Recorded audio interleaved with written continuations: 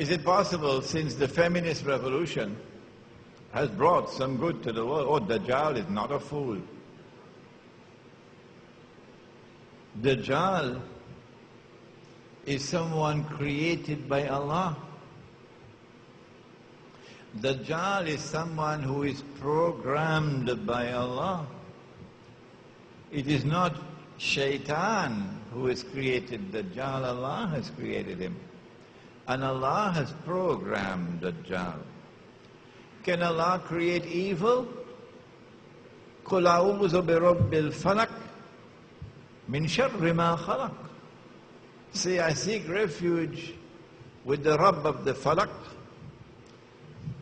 the dawn, from the shar which He has created, the evil which He has created.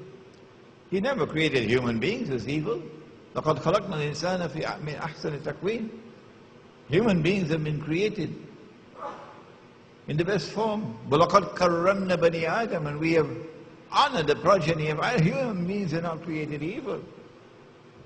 Iblis was not created evil, no. Iblis chose to disobey. So where is the evil that Allah created? Where? The evil that Allah created cannot be other than Dajjal and Gog and Magog.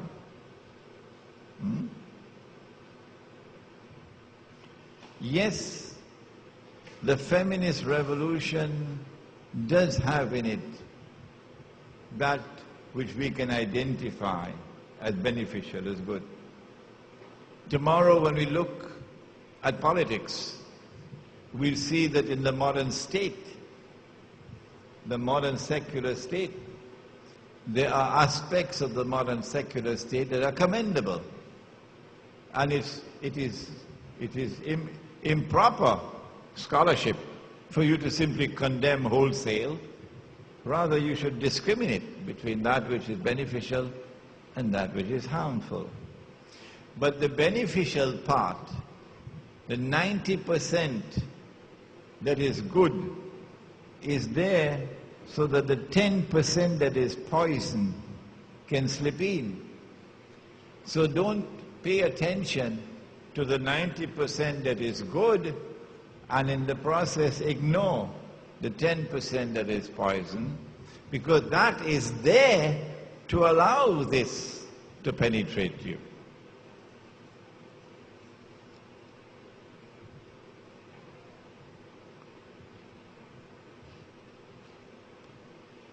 Can Dajjal enter the Muslim village?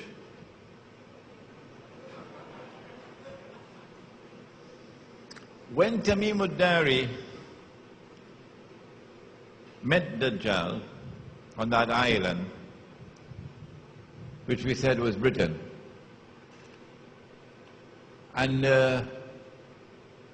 he had questioned Tamim ad-Dari, among other things, about is there any water left in the Sea of Galilee. He then declared, I am Dajjal. And he warned that I will enter every town and every city. But he never mentioned villages. And as a consequence of that statement of his, we can now understand why, for the first time in human history, for the first time, we have the phenomenon of the emergence of mega cities, 20 million people in a city, 10 million people in a city, 50 million people living in what can best be described as the equivalent of a fowl coop, the place where you keep fowl, in Hong Kong. See how they live in Hong Kong. In Singapore, one generation and a second and a third generation, and from generation to generation, all that you know is living in a flat. That's all. You never have the earth underneath your feet. You can never play amongst the flowers. You come outside of your front door. You're living always in an apartment. Mega cities. Because Dajjal will find it easier to control mankind, easier to corrupt and destroy people when he has them in these large conglomerates, the cities.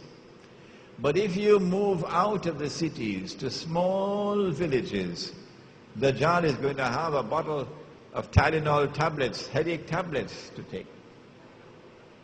He's going to have monstrous headaches. How can I deal with them when they're fanning out into small, remote villages, where it is now far more difficult for me to attack them without revealing myself and exposing myself. So the Muslim village will be safer. وَإِذِ اعْتَزَلْتُمُوهُمْ وَمَا عَبُدُونَ إِلَّا اللَّهَ فَأْوُوا إِلَى الْكَهْفِ.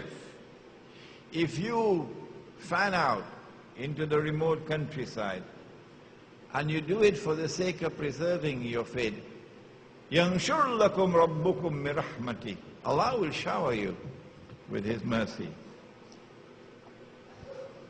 Two more, and we'll be finished.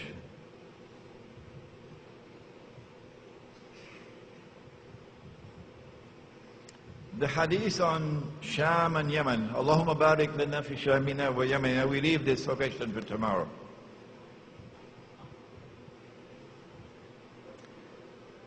What's going to happen with Iran? There is no more. Announcement. There is an essay in this book, Will Israel Attack Iran? It was written 4 years ago, 2005. Will Israel attack Iran? The analysis is still valid. If the Anglo-American-Israeli alliance can make a deal with Iran over Russia's head, to bypass Russia and make a deal with Iran, that we'd offer you Shia control over the Sunni world, and Iran accepts that deal and dismantles whatever Israel considers to be a threat, then there will be no attack on Iran. But the direction in which we are moving is one in which Iran is increasingly demonstrating a preference for an alliance with Russia, an alliance with Rome, that's what is in the hadith, over a deal with the Western world. So long as Iran remains in that state of preferring an alliance with Russia, it is inevitable that they'll eventually attack Iran. This is the end of this session, and tomorrow we come back for the last day of the retreat. At 5 o'clock, here we are. Buses will be here at 4:30 sharp, and we'll be leaving at 5 o'clock sharp to Islamic Missionaries Guild, one of the organizing bodies, in a place called Kelly. Those of you who are interested in doing some shopping, you get on one bus, while the others who want to have dinner will go on the other bus to Kelly. So the first bus you have to do without dinner. No, I'm only kidding. Assalamu alaikum wa rahmatullah.